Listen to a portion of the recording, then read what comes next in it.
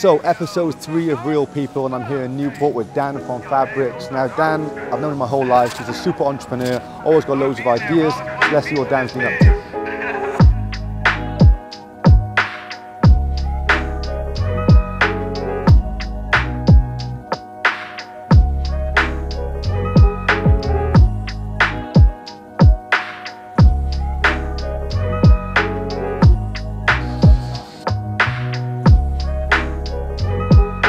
So finally got to get this done. It's been a long time in the making.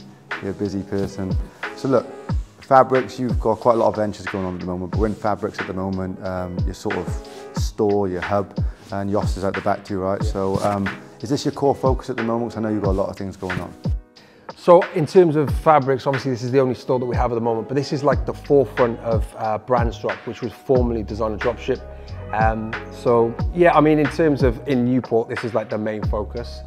But the service that we provide is to give people the ability to connect to all the stock, sell this stock as if it's their own, and do their own business. So that is like on a dropship basis. So yeah, I mean, as much as this is like, it looks like it's the main thing, there's a hell of a lot more that goes on in the back.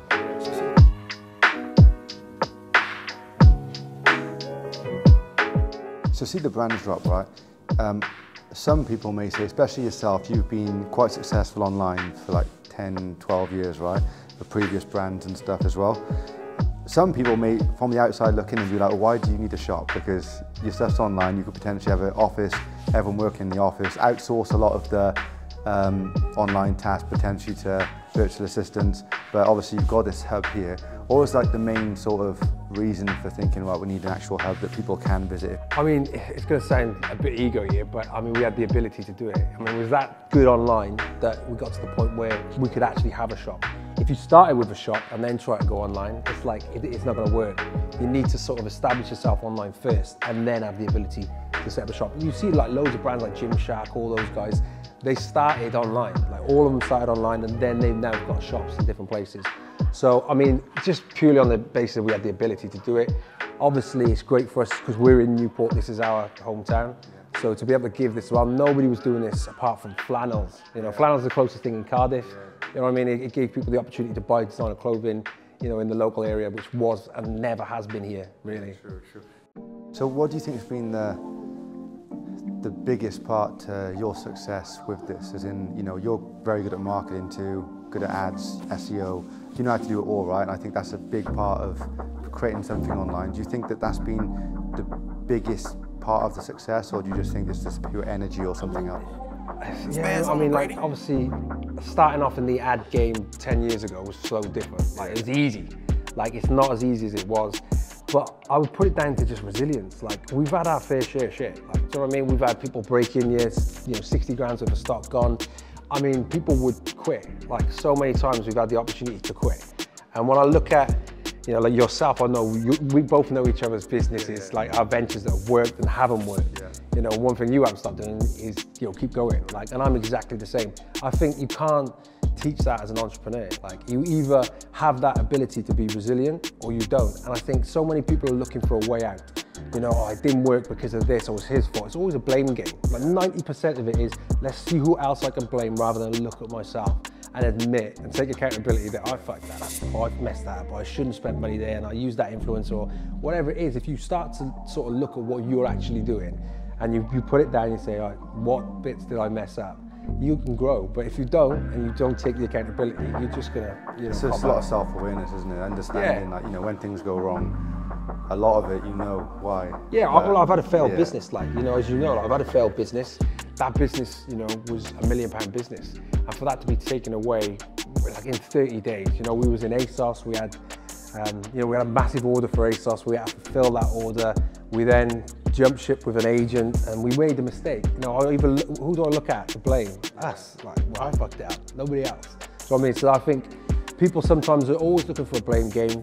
People get into business, I think, for example, with Brands Drop, one of the things that, sets people aside from each other is some people understand they're gonna have to invest money, they're gonna have to be resilient, they're gonna have to put time into it. Others think, well, okay, I've got Moncler, I've got Givenchy, I've got Dior, I've got the Jordans, everyone's gonna come to me. It don't work like that. I mean, good example, this store now, we're in January. this store on a Saturday, probably a worst day, we're probably doing 3 sales. Yeah. Do you know what I mean? But I understand that. Like, there's part of the game. You can't expect to do Christmas sales through January. You can't, or February is like the worst time. The transition into spring, summer, it's, you know, it's not going to happen. But yeah. So what was your biggest takeaways from the first business you talked about, the failed business, was like, it was everywhere, right? You know, your previous business, like I said, ASOS, Foot Asylum, everyone knew about it, right? And people still wear it today. So what's your biggest takeaway? I don't get on with those people. Okay. Don't wear it. Don't wear it. I'm joking. What's been your biggest takeaways from that first business? Because you know, you started something just before that, and then you had a huge success, and then it sort of transitioned into like a clothing brand. You would have picked a lot of business learnings up along the way, just from experience. What's your biggest takeaways coming into this business that you took from this one to be like, I need to do something different here so it doesn't happen again? Honestly, it's the accountability. Like, it's like you want to lie to yourself and tell yourself that, you know, it's like, how do you not sell a Burberry jumper? Like, you know, when it's a multi-billion-pound company, like, how do you not sell Dior? Like, you know, you have to position yourself to be able to sell it. You know what I mean? And if it doesn't work for you, why isn't it working for you? You know, I mean, too many people, you know, like I say, just looking for blames. I took accountability for it. You know, once I lost that business, you know, I went down a bad route. You know, I lost my house, I lost the cars, I was in like 100 grand's worth of debt. Like, so much happened, you know, and then, you know, if I was resilient enough to get myself through that and then become profitable again, then you sort of start to believe in yourself, self-awareness. You know, those are the things that, and people, I've said it before about boxing in business, you know, like, HMRC is just a punch in the face. Do you know what I mean? You've got to be able to deal with it. The biggest shareholder in everyone's business. Yeah, exactly. But like, you know, having a break-in, losing 60 grand's worth of stock. I mean, that stock came in brand new. I took a photo of it, went home. Somebody's obviously seen that on our Instagram. They've come in and then they've stole it all. You know what I mean? And they're selling it around the streets of Newport, you know, around people that we know. And it's like, man, that's a kick in the nuts. And it's like, how do you overcome that? How did you overcome that? Because I remember when you posted on Facebook, and like, you know, it was like, come on, like you're especially because what you've done here in Newport, you give people an opportunity as well to, like you said, oh, I can come and buy designer clothes in Newport. You know, you put that here, right? And then for that to happen, it's like a kick in the teeth. So for you, especially at the time when like you didn't know who did it, you didn't know how it happened. You know, you start to say, who can I trust? Who knows this? And how did you get through that and overcome it? I think we were just fortunate enough to have a strong team, you know, and we had enough stock to survive. You know, it was about survival then.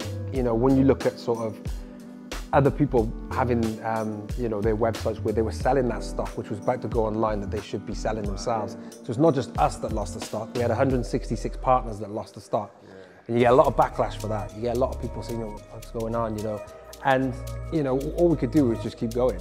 And I think we just had a good few months where we managed to sell a lot of the stock we had here, to discount a lot of stuff to try and get it gone.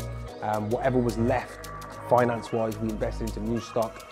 And that case is still ongoing. Like, I mean, they were here the other day, the insurance company, we're talking 10 months in now, we still haven't had a penny for it. You know, so 60 grand that we've lost, it's a big hit. That's 2 people's wages for the whole year, you know, in here, that has just gone, you know, and trying to deal with the insurance companies is not easy. No. And you get to a point where you're like, okay, maybe it's not going to come off, what else can I do? Yeah. You know, you have to think of other things. Obviously, we've got Timeless involved now, Ashley from Timeless, he's an investor. Obviously, he's helped out a lot as well. So, you know, having the ability to go and get more stock, you know, higher end stock, all of that's helped. You know, don't get me wrong, it would have been difficult to continue, especially in the store, without a new stream of investment. But then again, online, we've always been done well. So like, it was, do we want to keep the shop? Do we not? You know, it was a crossroads moment.